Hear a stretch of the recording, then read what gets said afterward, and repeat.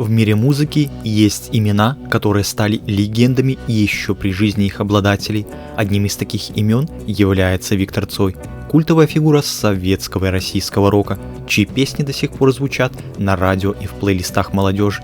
Его творчество было настолько многогранным и разнообразным, что каждый слушатель мог найти в его песнях что-то свое, близкое сердцу.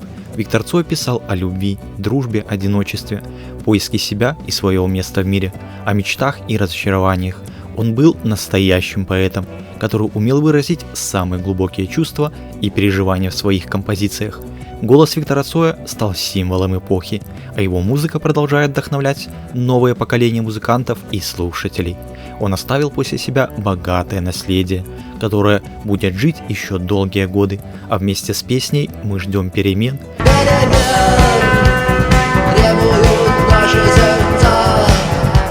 Ставшая символом тех самых перемен в свое время. Каждый в душе надеется на те самые перемены сейчас. Виктор Цой до сих пор остается популярным на всем постсоветском пространстве. Его любят как старшее поколение, так и молодежь. Когда ушел Виктор Цой, его сыну Саше было всего 5 лет. Трагедия произошла в 1990-м. Рок-музыкант погиб в ДТП.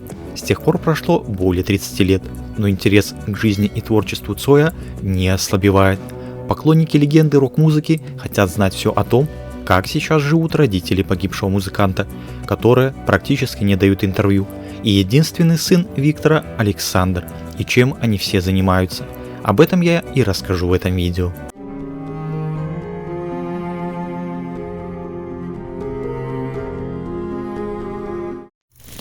Виктор и Марьяна встретились на квартирнике. Застенчивый 20-летний музыкант Витя и 23-летняя Марьяна.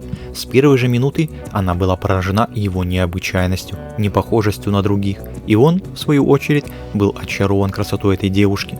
Уже на следующий день Виктор позвонил ей по номеру телефона, который Марьяна записала ему губной помадой, так как под рукой не оказалось ни ручки, ни карандаша. Они начали встречаться, полгода они гуляли по скверам и паркам, прежде чем им удалось снять комнату и поселиться вместе. Жили они бедно, но были счастливы, потому что любили друг друга. Правда, родители влюбленных были не в восторге от их выбора, но ничего не могли с этим поделать. Через 2 года Виктор сделал Марьяне предложение. Свадьбу сыграли в феврале 1984 года. Торжество получилось скромным, денег было в обрез. А в 1985-м на свет появился их сын Саша. Год спустя Виктора Цоя пригласили сняться в фильме Сергея Соловьева «Асса», сыграть по сути самого себя, рок-музыканта, не признанного официальными ведомствами. Он уезжал на съемки, рассчитывая вернуться через несколько дней, но работа растянулась на 3 недели. Именно там, на съемках, музыкант встретил женщину, которая стала его второй и последней любовью, переводчицу Наталью Разлогову. Он не стал обманывать Марьяну, признался ей сразу, как только вернулся домой. Они расстались, хотя официально развода так и не было. Виктор и Марьяна не стали его оформлять ради сына. После гибели Виктора Марьяна больше не вышла замуж. Она написала книгу «Точка отсчета» о своем талантливом муже. За ней последовала еще одна «Виктор Цой. Стихи, документы, воспоминания». Марьяна вовсе не была затворницей. У нее развивался роман с петербургским рок-музыкантом Александром Аксеновым, группа «Рикошет». Они жили вместе, а в 2005-м Марьяны не стало. Ее жизнь унес рак. Ее похоронили на Богословском кладбище Санкт-Петербурга, неподалеку от могилы Виктора. Наталья была на 6 лет старше Виктора, но это не помешало им проникнуться нежными чувствами друг к другу. Влюбившись в Наталью на съемочной площадке фильма «Асса», она была ассистентом режиссера, Виктор оставил семью и перебрался из Ленинграда в Москву. Их история любви длилась несколько лет. В августе 90-го музыкант погиб за рулем авто на одной из латвийских дорог. В ноябре 91 года Наталья стала женой известного московского журналиста Евгения Додолева, от которого она родила 2 детей. На протяжении 20 лет после смерти Цоя она хранила молчание, избегая бесед с журналистами. Вместе с мужем Наталья эмигрировала в США. О ней услышали вновь только в связи с 50-летним юбилеем Виктора. Выяснилось, что Наталья все это время готовила документальный фильм под названием «Цой. Кино». Эта лента вышла в 2012 году. Сейчас Разлогова работает на Первом канале. Она избегает общения с прессой, не дает никаких интервью, однако иногда встречается с поклонниками Виктора Цоя и отвечает на их вопросы. Более того, не хочет писать мемуары, хотя иногда исправляет неточности или ошибки в биографических данных, уточняя детали, которые не связаны с личными отношениями. По воспоминаниям продюсера Юрия Айзеншписа, Наталья была мудрым и обаятельным человеком. Именно Разлогова сообщила ему о гибели Цоя. Виктор и Наталья были очень близки, она много сделала для него. К сожалению, ей достались лишь воспоминания. Виктор Цой очень любил своего сына. В то роковое лето 90-го он приехал к Марьяне, чтобы забрать маленького Сашу с собой в Латвию, где он отдыхал с Натальей, и на рыбалку он хотел ехать вместе с сынишкой, но тот отказался. Виктор отправился один и разбился. В это сложно поверить, но сейчас Александру уже 39 лет. Его отец прожил всего 28. Сразу после похорон Виктора квартиру Марьяны и Саши принялись осаждать журналисты и просто любопытные. Все хотели на них посмотреть, а если повезет, и поговорить. В такой обстановке прошло детство Саши. Я окончил школу экстерном, потому что в какой-то момент просто перестал туда ходить, вспоминал Александр.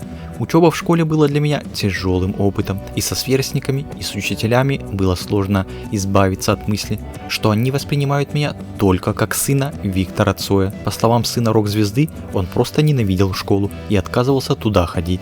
В какой-то момент он решил переехать из Санкт-Петербурга в Москву, а школу окончил экстерном. Следующим важным шагом стала смена фамилий. Цой-младший стал Молчановым, неофициально, и этот выбор много говорит о его личности. Некоторое время Саша работал редактором на телевидении. Когда скончалась его мама Марьяна, ему было всего 20 лет. Эта трагедия сильно повлияла на молодого человека, сделав его еще более замкнутым и сдержанным. Саша проводил много времени у постели больной матери, а после ее ухода стал чаще общаться с бабушкой Валентиной Васильевич Цой. С дедушкой Робертом Максимовичем у Саши отношения сложились не так гладко, но они все же поддерживают связь. Мама Виктора Цоя пережила сына на 19 лет и скончалась 29 ноября 2009 года в одной из петербургских больниц. Матери Виктора Цоя было 72 года. Валентина Васильевна за 1,5 месяца перед смертью перенесла 2 инфаркта. Ее могила расположена на Богословском кладбище в Санкт-Петербурге, недалеко от могилы Виктора Цоя. Отец Виктора, Роберт Максимович, по-прежнему живет под Санкт-Петербургом. Иногда он общается с прессой и дает интервью. Кроме того, Роберт Максимович не отказывается от общения с поклонниками Виктора. Раз в год, в день смерти музыканта, они встречаются на кладбище. Роберт Максимович рассказывал в одном из интервью, как знаменитый сын до сих пор помогает ему в жизни. Дело в том, что в 2015 году у Цоя-старшего диагностировали рак. Узнав об этом, поклонники Виктора тут же организовали сбор средств, чтобы помочь папе своего кумира. «Есть у нас актив поклонников из 10-15 человек», — сказал Роберт Максимович в 2017 году в одном из интервью. «Мы с ними встречаемся каждый год в день смерти Вити на кладбище, общаемся, вспоминаем его. Вот они и организовали сбор денег мне на операцию. Очень мне помогли. Благодаря им сейчас мое здоровье в норме. А вот с внуком мы видимся редко. Он в основном живет в Москве, поэтому разговариваем по телефону. Отец легендарного музыканта заверяет, что поддержкой поклонников Виктора он никогда не злоупотребляет. Поэтому с тех пор, как его здоровье нормализовалось, никакой материальной помощи он от них не принимает. Пенсия у меня обыкновенная, и ее бы, конечно, мне не хватило», — рассказывал в интервью Цой-старший. «Но Витька меня до сих пор кормит. Его творчество очень ценится. Мне поступают хорошие гонорары за его музыку». Александр, вернувшись в Петербург, занялся организацией концертов и работой в ночных клубах. Однако вскоре он понял, что не может жить без музыки, как и его отец. Александр начал играть на гитаре, сначала в группе Parabellum, а затем организовал свой собственный коллектив, который назвал Ронин. В 2017 году Александр Цой и гитарист группы «Кино» Юрий Каспарян представили публике композицию «Шепот», написанную Александром еще 18 лет.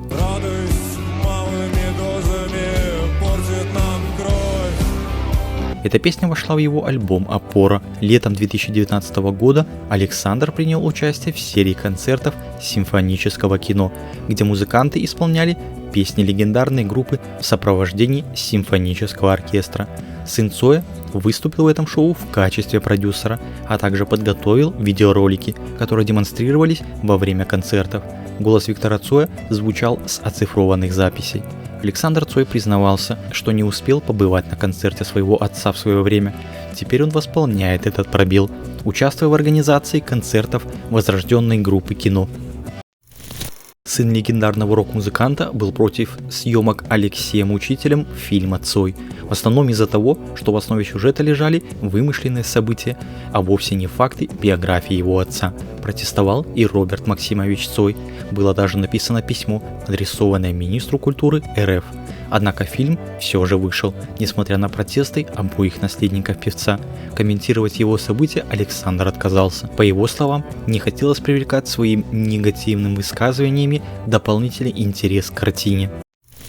В 2010 году Александр Цой сочетался браком с Еленой Осокиной, и у них родился ребенок.